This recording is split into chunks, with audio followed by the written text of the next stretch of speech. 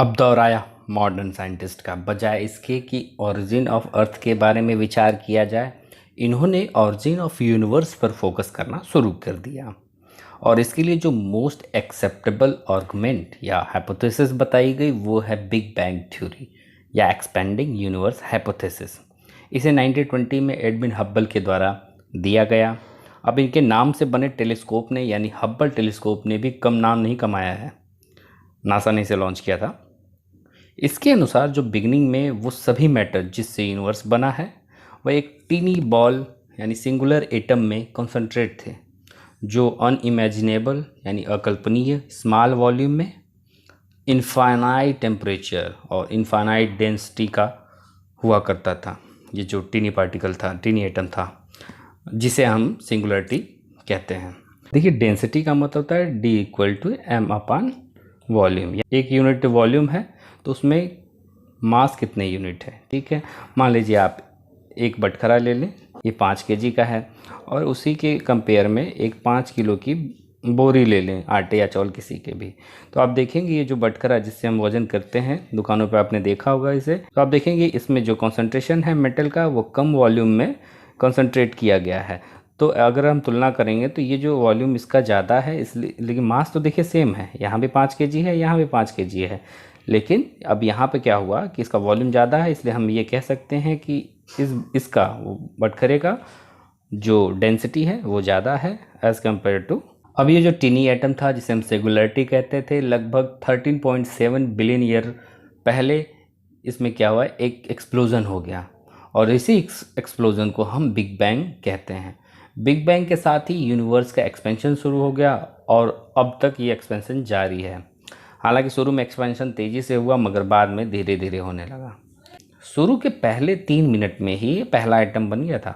Big bang के बाद 3 लाख सालों में टेम्परेचर घटकर 4500 केल्विन तक आ गया और एटॉमिक मैटर का फॉर्मेशन हुआ। यहाँ यूनिवर्स हमारा जो है इस हिसाब से ट्रांसपेरेंट है। यूनिवर्स के एक्सपेंशन का मतलब है स्पेस जो गैलेक्सी के बीच का है उसका बढ़ना। ये आप फिगर में देखिए, जैसे आप एक गुब्बारा लिए हैं, गुब्बारे पे आपने गैलेक्सी का स्ट्रक्चर यहाँ पे बनाया हुआ है, और जैसे जैसे आप इस गुब्बारे को इन्फ्लेट करते हैं, ये गुब्बारा क्या होता है, एक्सपेंड करना स्टार्ट करता है। जो एक्सपेंड कर रहा है तो आप देखिए ये गैलेक्सी के बीच की जो दूरियाँ हैं ये बढ़ने लग रही हैं। यहाँ भी देखिए गैलेक्सी के बीच में दूरी बढ़ी पे आप अगर अब इन्फ्लेट करेंगे तो आपको दिखाएगा कि अगर आप यहाँ पे एक पॉइंट बना देते हैं तो इसका भी एक्सपेंशन दिखाई देगा, बट टेक्निकली ये करेक्ट नहीं है, क्योंकि जो एक्सपेंशन हो रहा है वो ये जो गैलेक्सी हैं इनके बीच में जो डिस्टेंस है वो बढ़ रही है ना। देखिए, स्पेस में मैटर और एनर्जी का डिस्ट्रीब्यूशन एक जैसा नहीं है, कहीं डेंसिटी ज़्यादा है तो कहीं कम। ये जो डेंसिटी में डिफरेंस है इसके कारण जो ग्रेविटेशन फोर्स है उसमें भी डिफरेंस आने लगा, और ज़्यादा से ज़्यादा मैटर एनर्जी एक जगह कॉन्सेंट्रेट होने लगे, और यही बेस बना गैलेक्सी के फॉर्मेशन का, जिसमें ढेर सारे स्टार, इंटरस्टेलर गैसेस, डस्ट और डार्क मैटर होते हैं। गैलेक्सी का जो डायमीटर है बहुत ज़्यादा होता है। अगर एक रेंज माने तो 80,000 से लेकर के 150,000 लाइट ईयर की दूरी तक फैला हो सकता है। देखिए, लाइट ईयर को समझने के लिए आप अपने बुक से ये वाला पार्ट ज़रूर पढ़ लीजिएगा। देखिए, ये जो लाइट होती है ये ट्रैवल करती है एटलीस्ट 3 लाख किलोमीटर पर सेकेंड के हिसाब से, बहुत ज़्यादा है। अब यही कह रहा है कि अगर ये लाइट ट्रैवल करती है जो पूरे 1 साल में, तो वो जो डिस्टेंस होगी उसी को हम कहते हैं 1 लाइट ईयर। अब ये डिस्टेंस बहुत ज़्यादा है किलोमीटर में। देखिए, गैलेक्सी का बनना शुरू होता है हाइड्रोजन के एक्यूमुलेशन से। यहाँ हाइड्रोजन का एक्यूमुलेशन स्टार्ट हुआ, और जब ये क्लाउड के फॉर्म में आ गया तो ये नेबुला कहा जाने लगा। देखिए, जो यहाँ पे कॉन्सेंट्रेट हो रहा है, यहाँ पे क्या है, डेंसिटी बढ़ जा रही है, और डेंसिटी इनकी जो डिफरेंस हो रही है इनके कारण इनमें ग्रेविटेशनल पुल भी हो रहा है, ग्रेविटेशनल फोर्स भी बढ़ रहा है, जिसके कारण ये क्लाउड जैसे पैचेस फॉर्म बना रहे हैं, और इनको ओवरऑल हम एक नेबुला के कहते हैं। अब जैसे जैसे ये ग्रेविटेशनल फोर्स बढ़ने लगा तो जो हाइड्रोजन मॉलिक्यूल थे ये पास आ गए और आपस में टकराने लगे। टकराने से जो फ्रिक्शन हुआ, फ्रिक्शन से एनर्जी रिलीज़ होने लगी, और जब ये 10 मिलियन डिग्री सेंटीग्रेड तक पहुंच गई तो शुरू होता है न्यूक्लियर फ्यूज़न। फ्यूज़न में क्या होता है, हाइड्रोजन का एक दूसरे हाइड्रोजन के मॉलिक्यूल से जुड़ जाता था। लेकिन इस प्रक्रिया को शुरू करने के लिए, न्यूक्लियर फ्यूजन को शुरू करने के लिए 10 मिलियन डिग्री सेंटीग्रेड तक की एनर्जी रिक्वायरमेंट थी। और जी ये एनर्जी कहाँ से आ गई? हाइड्रोजन के एटम्स के आपस में टकराने से। यहाँ पे कॉन्सेंट्रेट हुए, आपस में टकराए और एनर्जी रिलीज़ करते रहे, जिससे इन्हें न्यूक्लियर फ्यूजन के लिए 10 मिलियन डिग्री सेंटीग्रेड तक का टेम्परेचर मिला। और एक बार न्यूक्लियर फ्यूजन जब शुरू हो गया तो इसके साथ ढेर सारी एनर्जी रिलीज होती है और स्टार शाइन करने लगा या चमक दिखाई देने लगी। अब यहाँ सारे मटेरियल स्टार का पार्ट नहीं बन पाते हैं। कुछ remaining dust particle, gas particle etc रह जाते हैं, जो प्लैनेट, सैटेलाइट, कॉमेट, एस्टेरॉयड आदि को बनाते हैं। बिग बैंग के हिसाब से ज़्यादातर स्टार फर्स्ट बिलियन ईयर में ही बन गए थे। यहाँ ये बात नोट करने वाली है कि हाइड्रोजन किसी भी स्टार के लिए फ्यूल का काम करता है, इसलिए किसी भी स्टार की एनर्जी, उसका साइज़ और उसका कलर ये हाइड्रोजन मॉलिक्यूल डिसाइड करता है। आपने पढ़ा होगा विबग्योर के बारे में। विबग्योर क्या था? विजिबल लाइट में कौन से कलर का, किस एनर्जी में कौन सा लाइट किस कलर का दिखाई देगा, कुछ इस तरीके का कॉन्सेप्ट आपको याद आ रहा होगा। तो विबग्योर के हिसाब से आप देखेंगे कि ज़्यादा हाइड्रोजन है तो ज़्यादा फ्यूल होगा, और ज़्यादा फ्यूल होगा तो ज़्यादा एनर्जी होगी, और ज़्यादा एनर्जी होगी तो वो जो स्टार होगा वो या तो येलो कलर का दिखाई देगा, ठीक है, या तो फिर वो ब्लूइश कलर का दिखाई देगा, ठीक है। अगर वहीं इसका ठीक उल्टा ले ले, अगर कम हाइड्रोजन है तो कम फ्यूल होगा, और कम फ्यूल होगा तो कम एनर्जी होगी, और जब कम एनर्जी होगी तो वो यहाँ रेडिश पार्ट का, यानी रेडिश कलर में वो स्टार दिखाई देगा।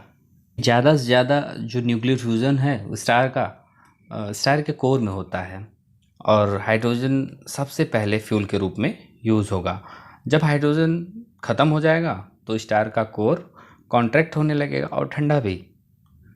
कॉन्ट्रैक्शन के कारण कोर की जो डेंसिटी है वो बढ़ जाएगी। देखिए वही कॉन्सेप्ट आया, वॉल्यूम कम वॉल्यूम में ज़्यादा मास इकट्ठा हो रहा है तो डेंसिटी बढ़ जाएगी, और ये हीलियम के फ्यूज़न को इनिशिएट कर देगा।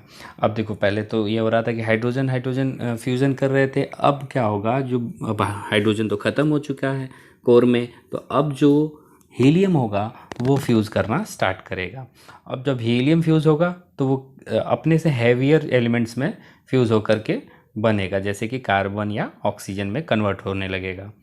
ढेर सारी एनर्जी भी रिलीज होगी इस प्रोसेस में।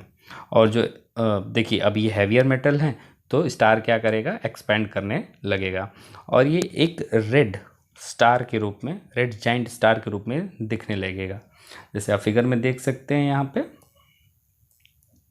आपको रेड जाइंट स्टार दिखाई देगा। अगर ये थोड़ा ज़्यादा बड़ा, इसमें ज़्यादा मास इकट्ठा हो गया है तो इसे आप रेड सुपर जाइंट भी कहेंगे, ठीक है, बस साइज़ का डिफरेंस है।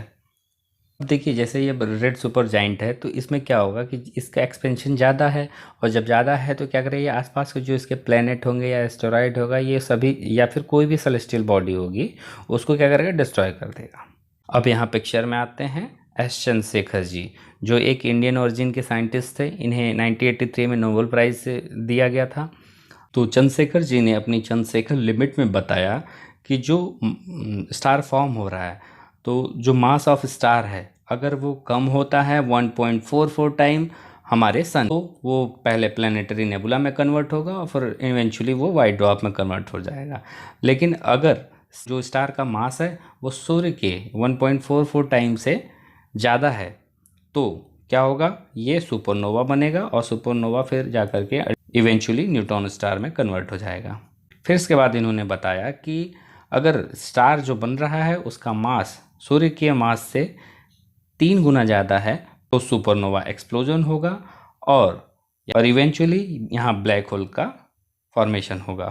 तो ये एक शॉर्ट समरी थी स्टार के फॉर्मेशन की। पीछे जो हमने हाइपोथेसिस पढ़ी है, इसके अलावा और भी ढेर सारी हाइपोथेसिस आई, लेकिन हम सभी को डिटेल में नहीं पढ़ेंगे, लेकिन आप एक बार नाम उनका ज़रूर सुन लीजिए। एक और हाइपोथेसिस थी meteoritic hypothesis of Lockyer, binary star hypothesis of Russell, fusion hypothesis of Roshgan, Cepheid hypothesis of A C Banerjee, nova hypothesis of F Hoyle and R A Lyttleton, electromagnetic hypothesis of Hannes Alfven. ये सब कुछ और hypothesis हैं आप जानते रहिए, नाम सुने रहिए।